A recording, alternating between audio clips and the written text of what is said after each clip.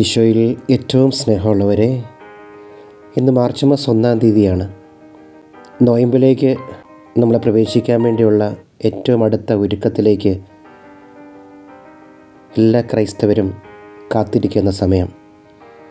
ഈ മാസം മാതാവിൻ്റെ പ്രത്യേക സംരക്ഷണം നമ്മുടെ ജീവിതത്തിൽ നിറയട്ടെ.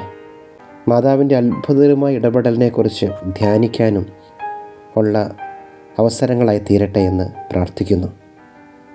മാർച്ച് 1 ലൊറേറ്റോയിലെ കന്യക. 1545 മുട്സ്മേൽ പ്രദേശത്ത് അതിഭയങ്കരമായ വരൾച്ചയുണ്ടായി.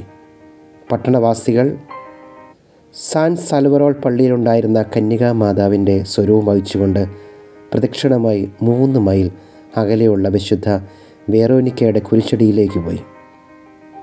തിരിച്ചു വരുമ്പോൾ സാൻ ജുവാൻ പട്ടണത്തിലെത്തിയപ്പോൾ ഫാദർ ലോറൻസ് ബോയ്ക്സിന് സ്വരൂപം വഹിക്കാൻ വളരെ ഭാരമുള്ളതായി തോന്നി. പെട്ടെന്ന് പ്രദക്ഷിണം നിർത്തുകയും മാതാവിനെ പൊതിഞ്ഞിരുന്ന ശിരോവസ്ത്രം നീക്കിയപ്പോൾ മാതാവിൻ്റെ ഇടത് കണ്ണിൽ നിന്നും കണ്ണീർ പ്രവഹിക്കുന്നത് കാണുകയും ചെയ്തു. ഉടനെ മഴ പെയ്തു. മാർച്ച് 1-ാം തീയതി കണ്ണുനീരിൻ്റെ മാതാവിൻ്റെ തിരുനാൾ ആ നാട്ടുകാർ ആഘോഷിക്കുന്നു. പ്രിയപ്പെട്ടവരെ, നമ്മുടെ വേദനയിൽ, നമ്മുടെ സഹനത്തിൽ, നമ്മുടെ സങ്കടങ്ങളിൽ നമ്മെ ഒറ്റപ്പെടുത്തുന്നവളല്ല, നമ്മെ മാറ്റി നിർത്തുന്നവളല്ല പരിശുദ്ധ മറിയം. നമ്മെ ചേർത്ത് പിടിക്കുന്നവനാണ്. കാരണം കാൽവരി മലയുടെ മുകളിൽ യേശുവിൻ്റെ കൂടെ നടന്നപ്പോൾ, ആ വേദനയിൽ പങ്കാളിയായപ്പോൾ പരിശുദ്ധ മറിയത്തിൻ്റെ ഹൃദയത്തിൻ്റെ വേദന എത്ര ആഴമുള്ളതായിരുന്നു. അതുപോലെ ആ മകൻ്റെ മക്കളായ, ആ അമ്മയുടെ മക്കളായ നമ്മുടെ വേദനയും സങ്കടങ്ങളും സന്തോഷവും എല്ലാം പരിശുദ്ധ മാതാവ് അറിയുന്നു. വിശ്വാസത്തോടെ പ്രാർത്ഥനയോടെ സമർപ്പിക്കാം. നന്മ നിറഞ്ഞ മറിയമേ സ്വസ്തി, കർത്താവ് അങ്ങയുടെ കൂടെ സ്ത്രീകളിൽ അങ്ങ് അനുഗ്രഹിക്കപ്പെട്ടവളാകുന്നു.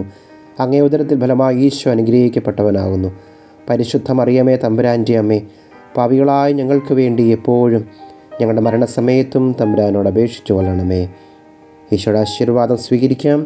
നമ്മുടെ കർത്താവായ ഈശോ മിശിഹായുടെ കൃപയും പിതാവായ ദൈവത്തിൻ്റെ സ്നേഹവും പരിശുദ്ധാത്മാവിൻ്റെ സഹവാസവും നാം എല്ലാവരോടും കൂടെ ഉണ്ടായിരിക്കട്ടെ, എപ്പോഴും എപ്പോഴും എന്നേക്കും. ആമേൻ.